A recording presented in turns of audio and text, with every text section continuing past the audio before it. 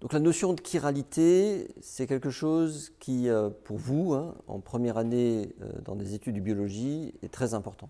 Okay, et en plus, c'est une propriété tout à fait extraordinaire hein, de l'organisation de la matière. Et c'est quelque chose de très concret, puisque nous vivons la chiralité tous les jours. Hein, l'exemple un peu humoristique que je donne, mais utilisez l'humour hein, pour apprendre, c'est plus facile quand on apprend avec plaisir, c'est le miroir. Hein, comme nous sommes des objets chiro, on va définir hein, un peu mieux ce que c'est, eh bien l'image, mon image dans un miroir, c'est pas moi, c'est-à-dire que c'est pas superposable, d'accord ? Mon image, c'est ce qu'on appelle en chimie mon énantiomère. Voilà. Donc c'est pas moi, c'est Richard Prime. Et bien sûr, l'objet, et le mot vient de là, hein, en grec, hein, main. L'objet qui est facile à voir hein, de ce point de vue-là, c'est bien sûr la main droite et la main gauche. Hein, ça, c'est plus simple. Hein. Et on dit, bon, les deux mains se ressemblent, hein, quand on a la chance d'avoir tous ses doigts. Eh bien, néanmoins, on constate deux choses. Ben, c'est que les deux mains ne sont pas superposables. Hein. C'est-à-dire que si je ne peux pas mettre ma main gauche sur ma main droite, oui, donc ça c'est quand même clair, hein, j'espère que vous comprenez ça. Mais en même temps, vous voyez bien que si on se positionne comme ça, hein, ou comme ça, on arrive à imaginer qu'il y a un miroir entre les deux mains. Oui, et on dit effectivement, hein, l'image de ma main gauche, à travers le miroir, c'est ma main droite. Oui. Et ça, c'est la définition de la chiralité. C'est le fait que vous avez une image, hein, un objet qui donne une image dans un miroir et que les deux ne sont pas superposables. Mais ils sont bien l'image l'un de l'autre à travers un miroir. Alors maintenant, nous, bien sûr, ce qui nous intéresse, est-ce que cette propriété existe au fond de la matière, au niveau des molécules? La réponse est oui.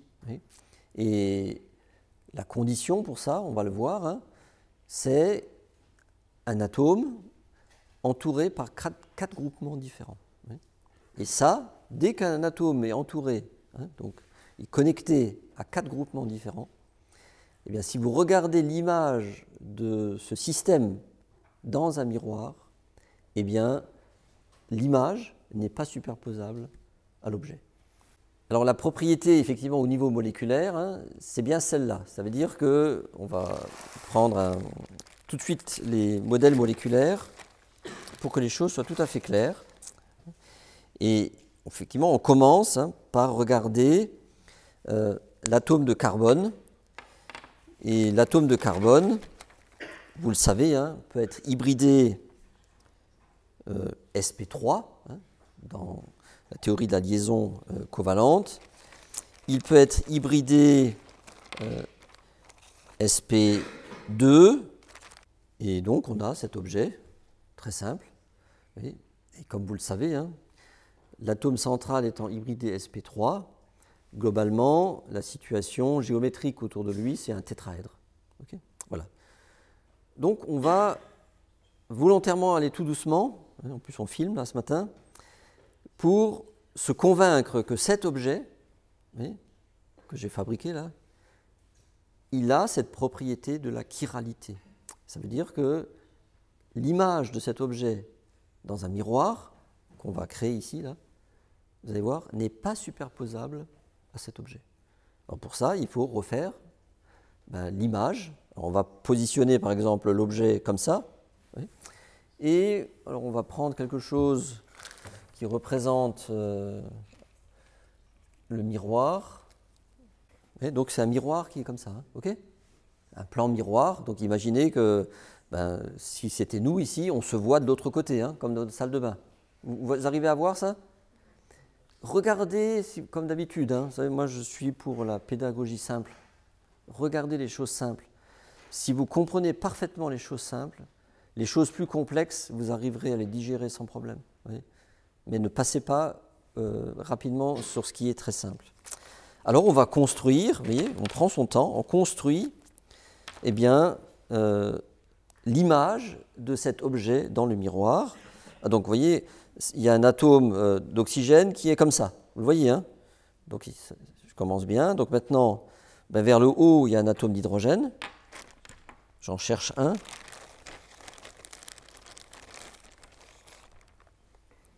Est-ce que vous êtes d'accord avec ma construction?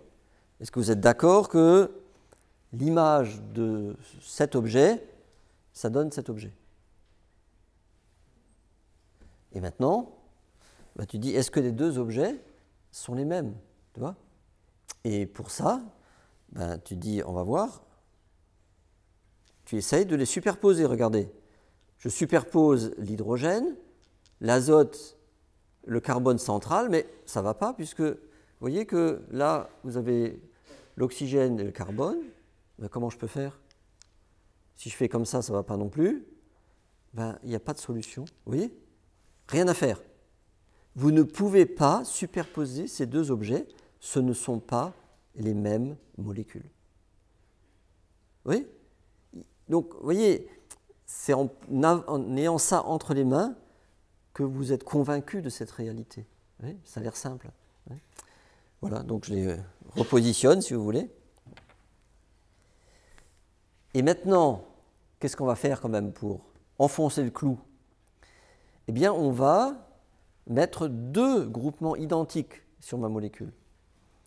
On va dire que l'azote, c'est de nouveau un groupement méthyle. Donc on va l'enlever et on va mettre, j'espère que j'en ai, oui, encore deux atomes maintenant de carbone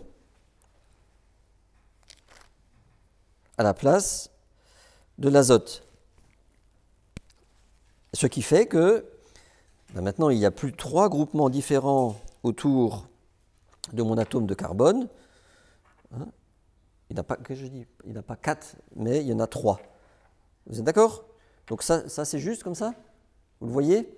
Et maintenant, est-ce que ces deux objets sont les mêmes? Regardez. Oui. Vous voyez? Regardez. Ce sont bien les mêmes. L'oxygène est du même côté, les deux carbones, l'hydrogène, ce sont exactement les deux mêmes molécules. Vous voyez, c'est un petit peu, c'est presque de la magie. Hein. J'ai juste enlevé un atome et je l'ai remplacé par un atome qui était déjà présent dans la molécule. Et à ce moment-là, bien évidemment, eh bien, les deux objets sont bien images l'un de l'autre dans le miroir, mais ils sont superposables. Donc, l'objet a perdu sa propriété de chiralité. En chimie, on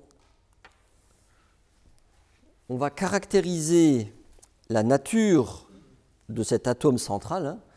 Vous voyez que c'est lui qui possède la propriété de chiralité. Bien sûr, on a fabriqué l'objet, mais bien sûr, c'est l'atome central. Alors, maintenant, on regarde un peu, à partir de nos connaissances de la chimie, cet atome central, il faut qu'il soit dans quelle situation d'hybridation? Pour être entouré par 4 objets différents, il faut qu'il soit hybridé sp3. Donc ça, c'est une chose importante. Quand vous voyez des molécules un peu compliquées, il ne faut pas dire qu'un atome qui est hybridé sp2 ou sp, qu'il possède une propriété de chiralité. Okay? La première condition, c'est qu'il faut que le carbone soit hybridé sp3. Est-ce que ça, c'est clair? Ça, c'est important. Et donc, il peut être dans cette situation. Et donc, c'est l'atome central, on dit que c'est un carbone asymétrique, si vous voulez, oui, en référence au fait que ces deux objets ne sont pas superposables. Mais vous comprenez bien que son caractère asymétrique vient bien du fait qu'il a fait des liaisons avec 4 groupements différents. Donc, il faut que ce soit très précis, vous voyez, dans la compréhension de ce que signifient ces mots. Et maintenant, il y a une étape supplémentaire qu'on vous demande de connaître et d'apprendre en première année à l'université, c'est de déterminer ce qu'on appelle la configuration absolue de ce carbone asymétrique. Alors, qu'est-ce que ça veut dire? Ça veut dire on décide d'une nomenclature qui va nous permettre de savoir comment est situé cet atome de carbone en tenant compte du numéro atomique des groupements qui entoure cet atome de carbone et avec une méthodologie que je vais vous expliquer maintenant. Donc on appelle ça des configurations R comme rectus et S comme sinister. Ok? Donc droit, on va voir. Hein. Je vais tourner, je vais vous expliquer. Maintenant, pour l'instant, c'est un peu théorique pour vous. Vous allez voir, on va placer la molécule d'une certaine manière, de telle sorte que on va passer du groupement autour de l'atome central, du groupement le plus lourd vers celui qui est un peu moins lourd et vers celui qui est encore moins lourd. Soit, eh bien, cette rotation se fait dans le sens des aiguilles d'une montre, et on appellera ça un carbone asymétrique R, soit dans l'autre sens. Vous pouvez tourner dans un sens ou dans un autre, puisqu'il s'agit, vous allez voir, de regarder le passage seulement de 3 atomes l'un vers l'autre. Alors, comment fait-on? Eh bien, on prend l'objet et on va numéroter les groupements du plus lourd au plus léger.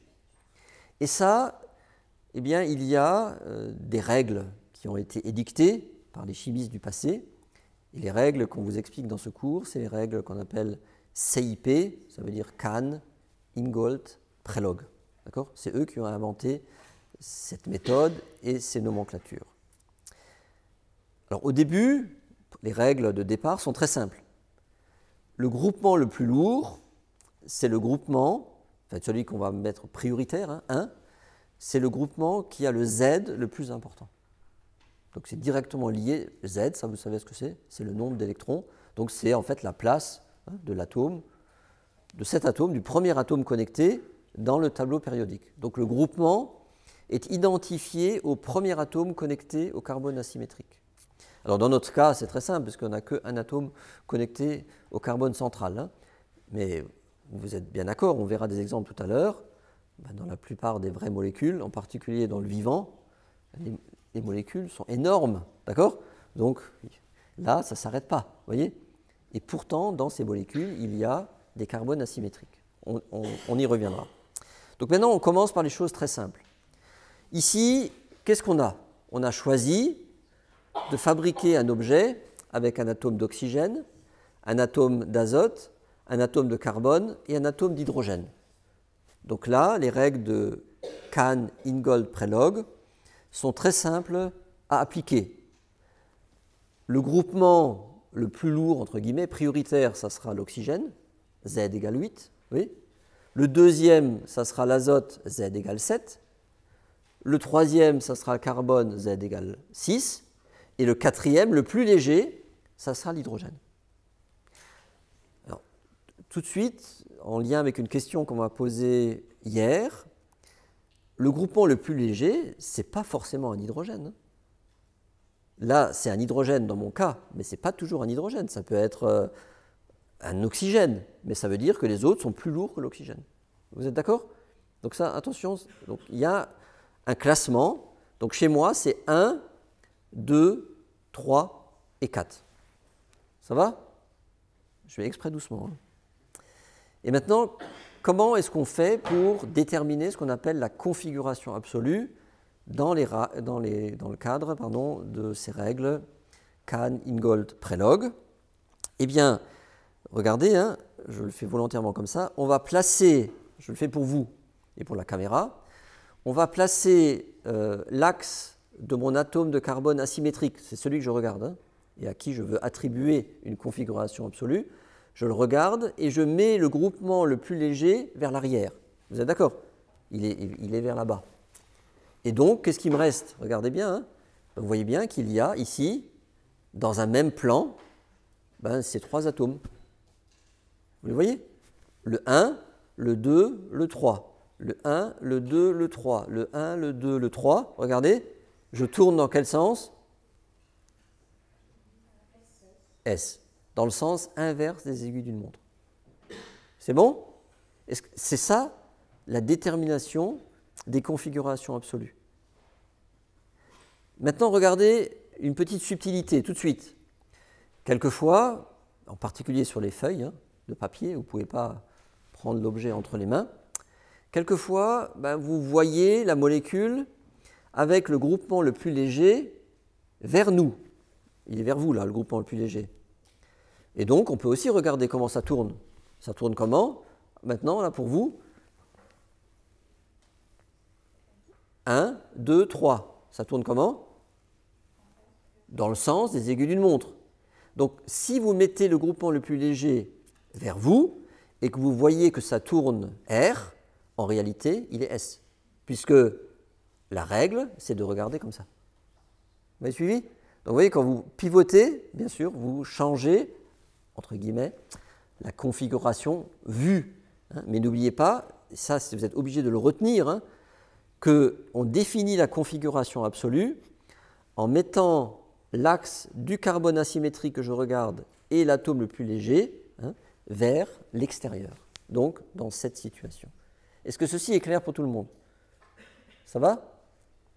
Alors maintenant, regardez bien une chose, c'est que nous avons notre autre molécule, et d'un point de vue vocabulaire, hein, ça s'appelle son énantiomère, celui-là. Okay? Donc la molécule asymétrique et son énantiomère qui est là. L'énantiomère, ça tournait comment avant? On a dit que c'était S. Hein, vous vous souvenez? Regardez celui-là, l'énantiomère, je le positionne, mon carbone asymétrique, l'hydrogène vers l'extérieur. Celui-là, il tourne comment maintenant? 1, 2, 3. 1, 2, 3. Vous voyez? Celui-là est R. Et donc, voilà, on a découvert une propriété, hein, du phénomène de chiralité. En effet, si un énantiomère est R, l'autre énantiomère est S. C'est-à-dire que, c'est pour ça d'ailleurs qu'ils ne sont pas superposables. C'est que la succession, vous voyez, des groupements autour du carbone central n'est pas la même. La succession n'est pas la même. Et donc, ces deux objets ne sont pas superposables. Est-ce que vous avez compris? C'est ça, c'est comme ça qu'on détermine la configuration absolue d'un atome asymétrique. Alors là, c'est un carbone, mais ça pourrait être, comme je vous l'ai dit tout à l'heure, éventuellement un azote avec un doublet qui est considéré comme un groupement et 3 autres liaisons avec des groupements différents. Vous êtes d'accord? Mais nous, on verra essentiellement les atomes de carbone cette année.